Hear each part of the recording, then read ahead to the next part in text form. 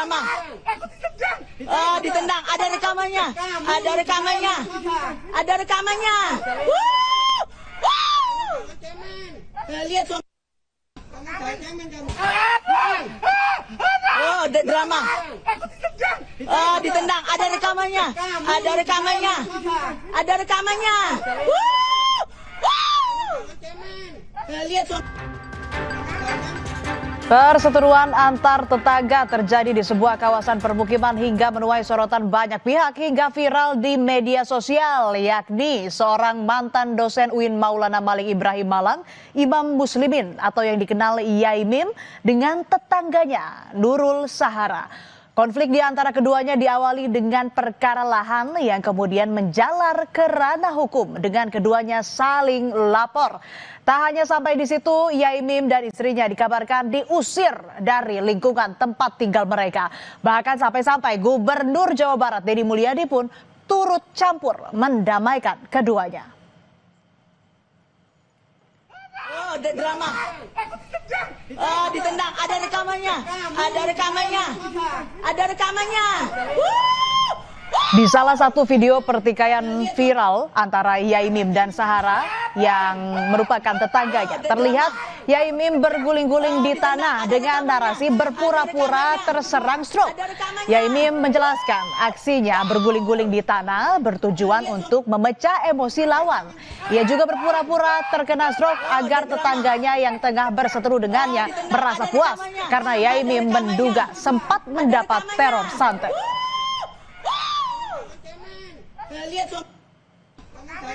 Sebenarnya apa sih awal mula konflik antara Yaimim dan Sahara tetangganya? Rosida Figdesvari, istri Yaimim, menyebut persoalan muncul sejak 2007 silam saat pihaknya menghibahkan lahan di depan rumahnya sebagai jalanan umum. Tetapi belakangan Sahara, tetangga Yaimim di kawasan Lowokwaru, Kota Malang, Jawa Timur, menggunakan lahan hibah itu sebagai tempat untuk memarkirkan sejumlah mobil rental miliknya. Sementara Sahara membantah dan menyebut lahan itu bukan milik Yaimim yang diwakafkan, melainkan milik orang lain. 16, 18, 17, saya pakai 11. Oh, sisanya untuk jalan. Oh, yang 7 meter itu 7 meter dapat dihibahkan. Ya pokoknya tak sedekahkan siapa. Diwakafkan. Tak wakafkan. Diberikan untuk jalan. Untuk siapa saja. Jalannya jalan umum. Jalan umum. Siapa saja boleh lewat. Sangat boleh. Mau laki. Usai Yaimim mendatangi Deddy Mulyadi di podcast YouTube-nya, Nurul Sahara, tetangga Yaimim yang juga pemilik rental mobil, ikut tampil di podcast KDM. Sahara membantah dan menyebut lahan itu bukan milik Yaimim yang diwakafkan, melainkan milik orang lain. Sahara mengaku mempunyai bukti bahwa lahan yang dipakainya untuk parkir sejumlah mobil rental usaha Sahara bukan milik Yaimim. Bahkan Sahara menunjukkan dokumen yang diyakini lahan yang dipakainya sebagai tempat parkir mobil rental milik orang lain yang disewakan. Memang sejak kasus antara Yaimim dan Sahara viral di media sosial, keduanya sering tampil di sejumlah podcast YouTube untuk menceritakan konflik keduanya. Kita sewa lahan di depan rumahnya Pak Mi. Kita sewa akadnya dan itu bukan tanah dia. Oh, jadi apa namanya, sewa rumah di depan rumahnya Pak Yai, saya nyebutnya Pak Yai. Bukan rumah, lahan. Oh, lahan Pak Yai. Enggak, mbaknya sewa lahan. Saya sewa lahan di depan rumah Pak Yai. Rumah Pak Yai itu. Nah sekarang rumah Pak Yai itu bener nggak Pak Yai itu hibahin jalan atau wakafin jalan? Boleh saya tunjukkan bukti? Oh, boleh. Saya tidak ingin berasumsi atau beropini secara kata-kata aja. Saya bicara data aja sih Pak. Iya, tidak salah. Situasi kian memanas. Perselisihan Yaimim dan tetangganya Sahara meruncing. Sahara melaporkan Yaimim ke polisi terkait pencemaran nama baik dan adanya dugaan pelecehan seksual dalam bentuk verbal. Yaimim sendiri telah buka suara terkait tuduhan pelecehan. Yaimim menyebut apa yang dituduhkan Sahara merupakan bohong dan fitnah. Kalian disuruh ke sini. Ayo, ini mahasiswa UIN semua, sini kalian. Jangan pergi, Kenapa? Ini dosen kalian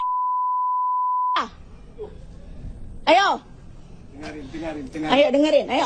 Apa? Kapan saya Dengar. kamu? Masalah pun makin meluas. Di video yang diunggah di media sosial, Sahara menampilkan pertikaiannya dengan Yaimim. Sahara menuding sejumlah mahasiswa UIN Maulana Malik Ibrahim Malang menggeruduk garasinya dan menyebut Yaimim berbuat tak senonoh. Padahal menurut Yaimim, mahasiswanya datang untuk mengikuti perkuliahan di rumahnya. Sini, aku masuk rumah kau sini. Oh, sini di depan. Teman-teman, jangan pergi dulu teman-teman. Saya rekam ini. Ada apa? Apa? Dengerin ya. Akibat viralnya kasus ini, reputasi Yaimim sebagai dosen turut terdampak. Ia mengaku mahasiswanya mulai enggan hadir di kelasnya hingga akhirnya memutuskan mengundurkan diri dari UIN Malang untuk sementara waktu. Pernyataan klarifikasinya diunggah di akun TikTok-nya. Ayo dengerin, ayo. Apa?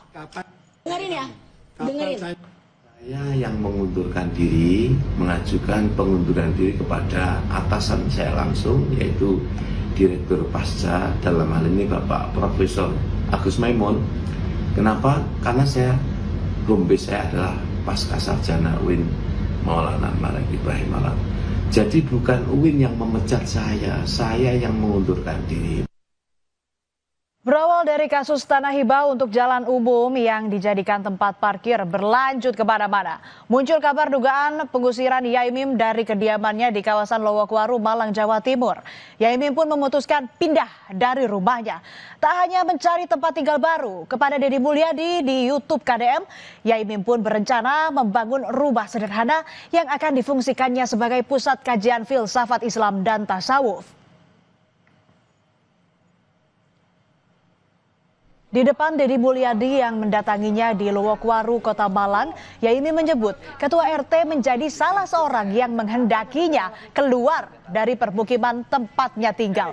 Sementara sang Ketua RT yang ikut hadir menyambut Deddy Mulyadi menyatakan tidak seperti itu. Ini rumah yang dengan ini. Kalau dengan Mbak Suha. Ini yang ngusir saya. Ya, ini yang ngusir saya. Alhamdulillah. Dia yang menyalahkan saya bahwa Anda mengalami kesalahan fatal karena tidak punya KTP sini. Nih orangnya, betul ya? Oh iya. Saya menyarankan Anda untuk segera mengurus surat pindah. Tapi kenapa ketika diurus nggak ditandatangani oleh RT sampean? Yes.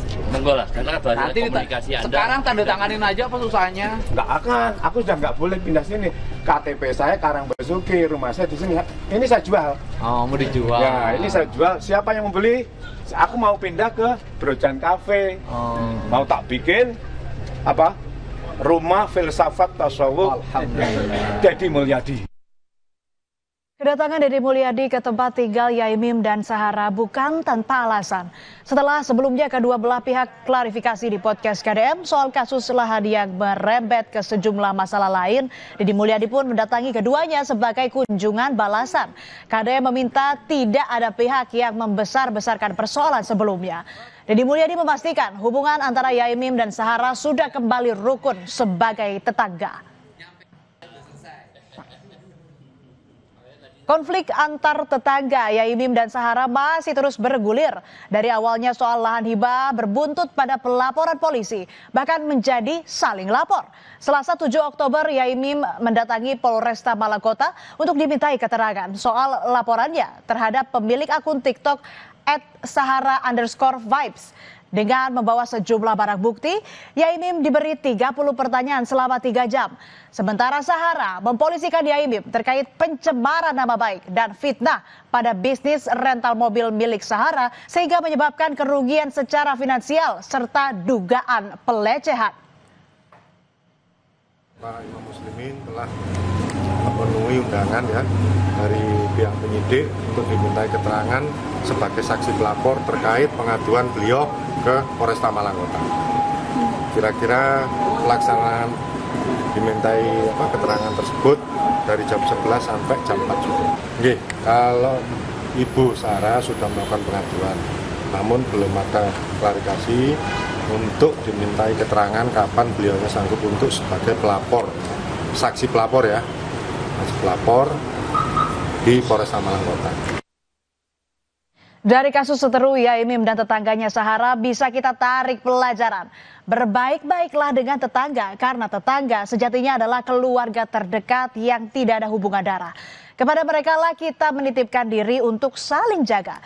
Kerukunan dalam bertetangga bisa menciptakan kenyamanan dan keharmonisan dalam hidup bermasyarakat. Saling redam ego masing-masing dan kedepankan musyawarah dalam menyelesaikan persoalan.